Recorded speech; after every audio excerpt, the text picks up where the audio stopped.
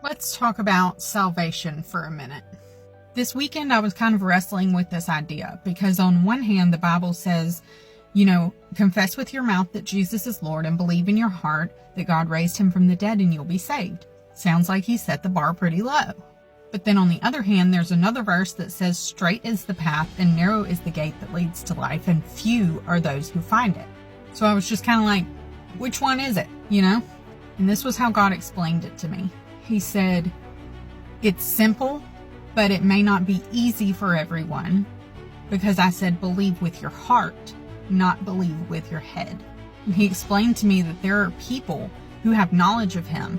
They believe that he is God. They believe that he is who he says he is. They read their Bible. They even talk to him, but they have not allowed him into their lives to change things. And he goes a step further and he gives me this vision of this person in a glass box. And they look over, they can see Jesus, Jesus can see them. So they're like, okay, I'm good. And this person was just living their life in this little box. But every time they would sin, this like inky black smoke would just exude from their body. And the more that they sinned, the more the smoke just started to fill up this box. And every now and then they'd look over and they'd say, I can still see him. He can still see me. We're good. And they'd even talk to him every now and then.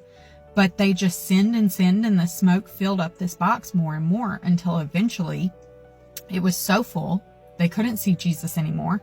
The smoke was starting to choke them, and they knew that it was too late. And he spoke to me and he said they died in their sin because they never allowed me to break the glass.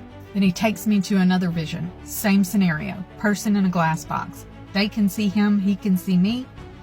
They start sinning. The smoke starts to fill the box. They look at him and they get a little anxious. And Jesus looks at them and he says, this is your box. I'm not going to do anything you don't want me to do. But do you give me permission to break the glass? The person said yes. Jesus obliterates the glass, grabs them out of there, and they go flying across the sky.